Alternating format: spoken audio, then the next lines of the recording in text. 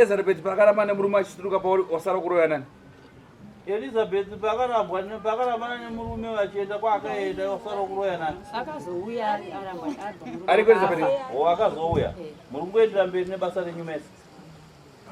Ora mumwe ndiani? Taura mumwe. Andiyeyo chete. Sekuru vari kuona kuti Ko vana vaElizabeth vakaja vangani? I3. Vana Elizabeth? Verenga 1 ndiani?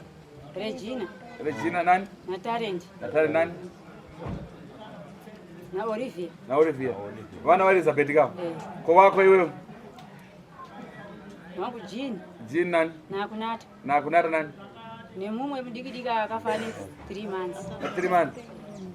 Koma muno wako? Komurume wako? Ukuda kumusiya sei?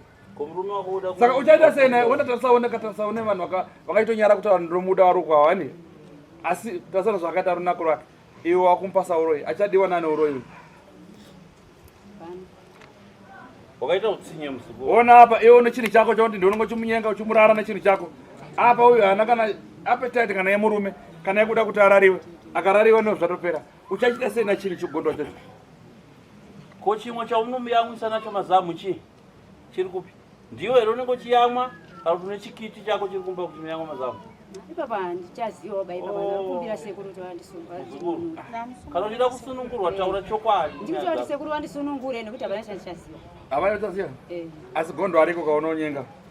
Kana ariko sekuru vano. Aya kwete kuti kana isasa kuti kana isi. Kana kuti kana ngarigarisira nyaya dzacho. Hanzi gondo ariko kawa unoita naye bonde nemwana.